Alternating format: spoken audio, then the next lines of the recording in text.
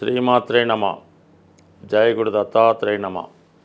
ఈ వీడియోలో మనం 2025 సంవత్సరం మే నెల మాస ఫలితాలు సింహరాశి వారికి ఏ విధంగా ఉంటాయి అని పరిశీలించినప్పుడు, సింహరాశి వారికి మరి కొద్ది రోజుల్లో, అంటే 15 రోజుల్లో గురుగ్రహం ఏకాదశ స్థానంలోకి రావడం జరుగుతూ ఉంటుంది. సో అప్పటి వరకు ఈ రాశివారు ఏవైనా ముఖ్యమైన పనులు లాంటివి ఏమైనా ఉంటే అవి వాయిదా వేసుకొని మే 15 తర్వాత ప్రారంభించుకుంటే అవి మీకు అనుకూలంగా ఉండే అవకాశం ఉన్నది.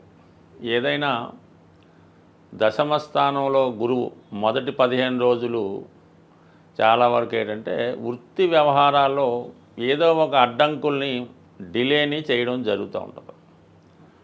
ఇక్కడ ఏదైనా అష్టమాధిపత్యం గురువుకి ఉండడం వల్ల మీనరాశిలో ఈ శని రాహులు ప్రవేశం ఇవన్నీ కూడా ఈ గురువు యొక్క ప్రభావం చూపుతూ ఉంటుంది. అంటే గురువు ఏ భావంలోకి వచ్చాడు, దశమలో ఉన్నాడు కరెక్టే, కానీ గురువు యొక్క సొంత రాశులైనటువంటి మీనరాశిలో ఉన్నటువంటి ఈ పాపగ్రహాలైనటువంటి శని రాహుల ప్రభావం కూడా దశమంలో ఉన్నట్టు మీకు జరుగుతుంది అన్నమాట. అంటే డిపాజిటెడ్ థియరీ ప్రకారం. దీని ప్రకారం ఏంటంటే వృత్తిలో చాలా అసహనమైనటువంటి పరిస్థితులు, ఇతరుల జోక్యం వల్ల మీ యొక్క నిజాయితీగా మీ పనిని మీరు పూర్తి చేసుకోకపోవడం, బలవంతంగా అయినా మీతో ఆ పని పూర్తి చేయాలనే అధికారుల ఒత్తిడి, లేదంటే బ్లాక్మెయిల్ చేయడం, మీకేదో లంచాన్ని చూపించడం, ఆశ చూపించడం, ఏదో విధంగా అక్రమంగా మీతో పని చేయాలనే ప్రయత్నాలు జరుగుతూ ఉంటాయి. సో అందువలన ఏంటంటే మీరు అటువంటి ఇబ్బందుల్లో మీరు ఏవైనా ఉంటే, తప్పనిసరిగా తప్పు చేయవలసి ఉంటే మాత్రం అది అంటే మీ విజ్ఞత బట్టి ఆధారపడి ఉంటుంది. కానీ మే 15 తర్వాత మీరు అటువంటి పరిస్థితి నుంచి బయటపడడం జరుగుతూ ఉంటుంది. కంపల్సరీగా ఎప్పుడైతే గురువు 11లోకి వచ్చాడో ఈ బ్యాచ్ అంతా తప్పుకుంటారు. మీకు మళ్ళీ ఫ్రెష్గా మీ యొక్క కార్యక్రమాలు మీరు చేసుకోవచ్చు. సో ఏదైనా వృత్తిలో పొరపాట్లు జరిగే అవకాశం ఉంటుంది మే 15వ తారీఖు లోపల. కొన్ని తప్పనిసరి పరిస్థితుల్లో మిమ్మల్ని ట్రాన్స్ఫర్ చేయడం కానీ, ఆ పదవి నుంచి తప్పించడం కానీ జరుగుతూ ఉంటుంది. ఎందుకంటే మరి ఆ పని మీరు చేయనప్పుడు ఇంకోటితో చేయించుకోవాల్సి ఉంటుంది. కాబట్టి ఆ విధంగా అయినా మీకు మేలే జరుగుతుంది. ఇంకా మీరు బెటర్ అయినటువంటి పదవిలోకి వెళ్ళడం, అది ఇంకా మీకు ఫ్రీగా ఎటువంటి ఒత్తిడి లేకుండా ఉండే అవకాశం ఉంది. అంటే మొత్తం మీద వృత్తిలో పరమైనటువంటి ఒత్తిడి మీకు తగ్గుతుంది. దాని తర్వాత కుజుడు 12వ స్థాన సంచారం. ఇది మీకు చతుర్థాధిపతిగా వ్యయ స్థానంలో ఉండడం వల్ల స్థాన చలనానికి ఒక విధంగా చూపిస్తుంటే, మీరు ఈ సమయంలో ఏదైనా గృహ నిర్మాణం కానీ, స్థిరాస్తి కొనుక్కోవడం కానీ జరిగే అవకాశం ఉంది. అది విద్యార్థులైతే హాస్టల్లో ఉండి చదువుకోవడం, అమ్మాయిలకైతే వివాహం నిశ్చయమై వేరే కుటుంబానికి వెళ్ళడానికి ఈ కుజుడు 12వ స్థాన స్థితి మీకు ఈ విధంగా కుజుడు శుభకార్యాలకు కూడా కారణం. కాబట్టి ఏదైనా ఒక మంగళ కార్యక్రమం లాంటిది, వివాహం లాంటిది జరిగే అవకాశం ఉన్నది. ఇంచుమించుగా ఈ నెలంతా కూడా కుజుడు వ్యయంలోనే ఉంటాడు. కాబట్టి మరి కారకత్వాల ద్వారా చూసినప్పుడు అన్నదమ్ములకో, చదువుకో, వాటికో వీటికో ఎక్స్పెండిచర్ మాత్రం చాలా ఎక్కువగా జరుగుతూ ఉంటుంది. ఇంకా భాగ్యాధిపతిగా వ్యయ స్థాన సంచారం వల్ల పుణ్యక్షేత్రాలు దర్శిద్దామనే ఆలోచన కలుగుతుంది. ఏదైనా విహారయాత్ర, దూర ప్రాంత ప్రయాణాలు, సమ్మర్ క్యాంపులు లాంటివి చేయడానికి చాలా వరకు అవకాశం ఉంటుంది ఈ కుజగ్రహ ప్రభావం వల్ల. మొత్తం మీద ఇవన్నీ పక్కన పెడితే మరి అష్టమ స్థానంలో ఉన్నటువంటి గ్రహాల పరిస్థితి ప్రస్తుతం నెల ప్రారంభంలో 4 గ్రహాలు ఉన్నప్పుడు కూడా ఇంచుమించుగా వారం రోజుల్లో బుధుడు కూడా మారి కేవలం 3 గ్రహాలు, 3 కూడా మిత్రగ్రహాలు అయినాయి మీకు అదృష్టవశాత్తు. ఒకటేమో దశమాధిపతి శుక్రుడు, వృత్తికారకుడు శని, ఇంకా మళ్ళా శనితో సమానమైనటువంటి రాహు.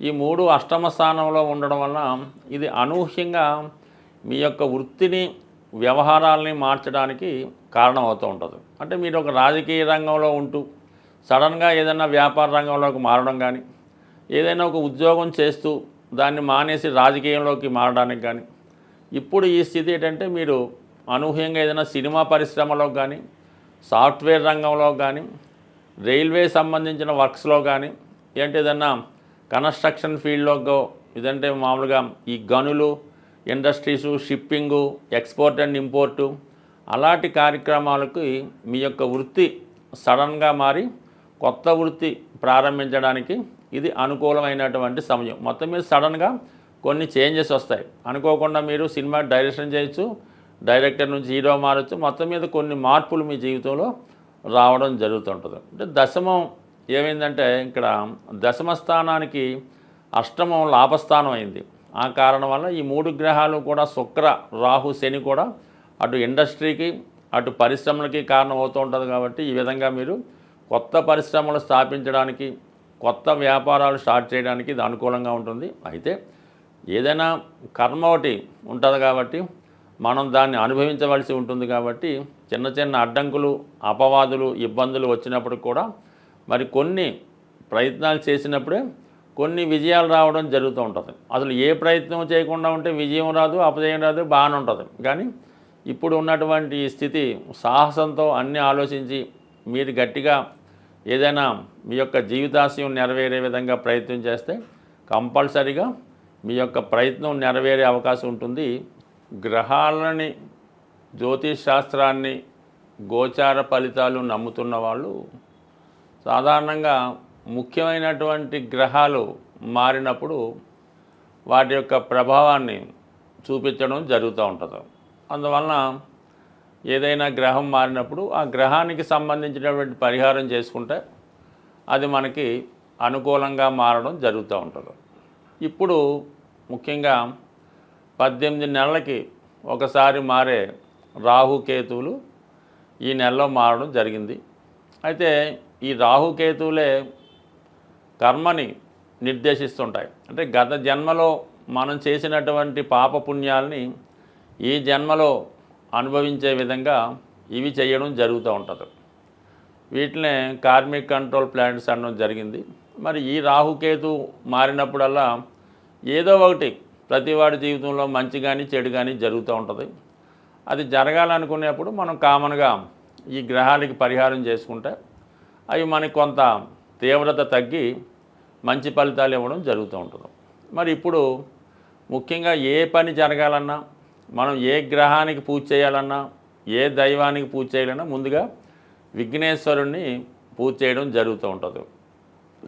కేతువు యొక్క ఆది దైవం విఘ్నేశ్వరుడు అవటం వల్ల మరి ఈ నెలలో మీరు కంపల్సరిగా అది సంకష్ట చతుర్థి రోజు కానీ, లేదంటే మరి కేతువు సింహరాశిలో ప్రవేశించాడు కాబట్టి ఆదివారం రోజు విఘ్నేశ్వరుడి యొక్క ఆలయంలో వినాయకుడిని విధి విధానంగా గరికతో అర్చించి మన ఎండు ద్రాక్షపళ్ళు అంటే ఎండు ఖర్జూరం కానీ, కిస్మిస్ లాంటివి కానీ మరి స్వామికి నైవేద్యంగా పెట్టి అక్కడ ఉన్నటువంటి భక్తులకి పంచిపెట్టడం వల్ల కేతుగ్రహ అనుగ్రహం లభించే అవకాశం ఉంది. కేతుగ్రహ అనుగ్రహం కావాలంటే అంటే పోక చెక్క అని ఉంటుంది. అది కామన్గా ఈ పాన్ సంబంధించిన వాళ్ళు తెలుస్తూ ఉంటుంది. అది ఒకటి పూర్తిగా పోక చెక్క మీ యొక్క వాహనంలో పెట్టుకోవడం వల్ల కానీ, మీ యొక్క క్యాష్ బాక్స్లో పెట్టుకుంటే ప్రమాదాలు జరగకుండా అనుకూలంగా ఉంటుంది. కాబట్టి ముందుగా మీరు కంపల్సరీగా ఈ నెల 18వ తారీఖు తర్వాత ముందు చేసుకున్న తప్పులేదు, ఆదివారం రోజు విఘ్నేశ్వరునికి పూజ చేయించుకోవాలి. దాని తర్వాత రాహు మరి కుంభరాశిలో ప్రవేశిస్తున్నాడు. అందుకని రాహు యొక్క అనుగ్రహం కోసం కనకదుర్గ అమ్మవారు శనివారం రోజు కనకదుర్గ అమ్మవారి ఆలయంలో అమ్మవారి కుంకుమర్చన చేసి ఒక నిమ్మకాయల దండ సమర్పించి 18 సార్లు ప్రదక్షిణ చేసి వీలైతే పొలగం నైవేద్యంగా పెట్టి అమ్మవారి ప్రసాదంగా పంచిపెట్టినా పర్లేదు. వీలు లేని వారు కేవలం దర్శనం చేసుకొని 18 ప్రదక్షిణలు చేయడం వల్ల సరిపోతుంది. బట్ ఏదైనా కంపల్సరిగా ఈ శాస్త్రాన్ని నమ్ముతున్న వాళ్ళు మీరు తప్పకుండా ఈ వినాయకుడిని అమ్మవారిని పూజించుకోండి. వీలైతే ఏదైనా ఒక శక్తి క్షేత్రాన్ని, శక్తి పీఠాన్ని దర్శించడం వల్ల ఈ రాహుకేతువుల అనుగ్రహం లభించే అవకాశం ఉంది. బట్ ఏదైనా రాహుకేతు మనకు అనుకూలంగా ఉంటే ఆటోమేటిక్గా మిగతా గ్రహాలన్నీ అనుకూలించే అవకాశం ఉంది. అందువల్ల కంపల్సరీగా గ్రహశాంతి చేసుకోండి. ముఖ్యంగా సింహరాశిలోకి కేతుగ్రహ ప్రవేశం అన్నది చాలా వరకు అధికారులకి, పెద్దవారికి కొంత ఇబ్బందులు లాంటివి ఉంటుంటాయి. కాబట్టి నిరంతరం సూర్య నమస్కారం చేసుకొని, ఆదిత్య హృదయ పారాయణ చేసుకొని ఆదివారం నియమంగా ఉంటే అటు ఆరోగ్యం, ఐశ్వర్యం లభిస్తుంది. అలాగే ఇదే నెలలో గురుగ్రహం కూడా మనకి ఈ మే 15 మారడం జరుగుతుంది. గురువు ఏ భావానికి వచ్చినా ఆ భావ ఫలితాలు మనకి ఇంప్రూవ్ చేయడం జరుగుతుంటుంది. కాబట్టి గురుగ్రహ అనుగ్రహం కోసం అంటే శివుణ్ణి పూజించుకోవచ్చు, దక్షిణామూర్తిని ఆరాధించవచ్చు, దత్తాత్రేయుల వారిని ఆరాధించవచ్చు, లేదా మీ ఇష్ట దైవాన్ని పూజించవచ్చు, లేదా మీ తల్లిదండ్రుల యొక్క ఆశీర్వాదం తీసుకున్నా సరే గురుగ్రహం యొక్క అనుగ్రహం తప్పకుండా లభించే అవకాశం ఉంది. ఏదైనా చాలా కాలంగా తీవ్రమైనటువంటి ఇబ్బందుల్లో పడుతున్నాం, ఏ విధంగా కూడా మనకి దారి లేదు అనుకున్న వాళ్ళు మరి ఈ నెలలో ఒక అద్భుతమైన రెమెడీ ఏంటంటే, ఏదైనా మీకు దగ్గరలో ఉన్నటువంటి గోశాలని దర్శించి మీ యొక్క వెయిట్, మీరెంత బరువు ఉన్నారో అంత బరువు ఉన్నటువంటి వెయిట్ చూసుకోండి. మీరు ఒక 80 కేజీలు ఉన్నారనుకోండి, 80 కేజీలు ఎండుగడ్డి కానీ పచ్చగడ్డి కానీ దాని ఖరీదు ఆ గోశాలలో డొనేట్ చేయవలసి ఉంటుంది. అయ్యో అంత శక్తి మనకు లేదు అనుకున్నప్పుడు దాంట్లో 8వ వంతు అంటే మీరు 80 కేజీలు ఉంటే ఒక 10 కేజీలు పచ్చగడ్డి లేదంటే ఎండుగడ్డి ఆ గోశాలలో డొనేషన్ చేయడం వల్ల మీరు పునర్జన్మ, కొత్తగా జన్మ ఎత్తే ఎంత బాగుంటుందో అంత ఐశ్వర్యవంతంగా, అదృష్టవంతంగా ఉండే అవకాశం ఉంది. ఈ చిన్న ప్రయత్నాన్ని చేసి సక్సెస్ అవ్వాల్సింది. స్వస్తి.